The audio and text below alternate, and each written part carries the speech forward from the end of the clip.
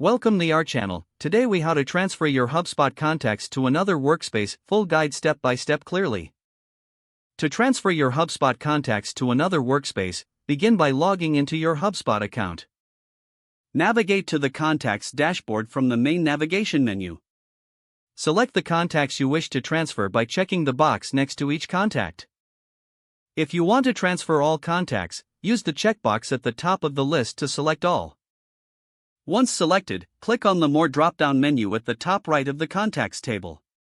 From the drop-down, choose the Export option. You will be prompted to choose the file format for the export. CSV is the most common format, so select that option. Click the Export button to generate your file. You will receive an email notification once the export is complete.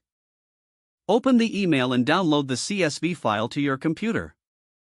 Next, log out of your current workspace and log into the target workspace where you want to import the contacts. In the new workspace, navigate to the Contacts dashboard again. Look for the Import button, usually located at the top right of the screen. Click on Import, then choose the File from Computer option. Upload the CSV file you previously downloaded. Follow the prompts to map the fields from your CSV file to the corresponding fields in HubSpot.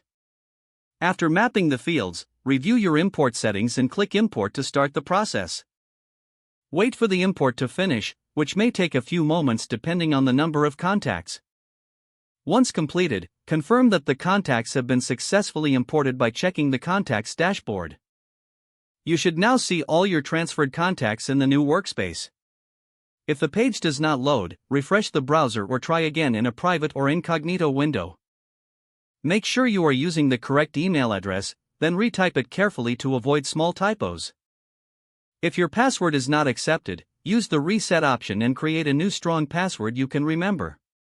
Check your spam folder for verification or security emails, then complete any requested confirmation steps. Enable two-factor authentication if available to improve account security and reduce unauthorized access risk. After signing in, review your profile details so your contact information and settings are accurate. If you see an error message, note it down and try again after restarting your device and internet connection. Don't forget to like this video and subscribe to our channel for more step-by-step tech guides.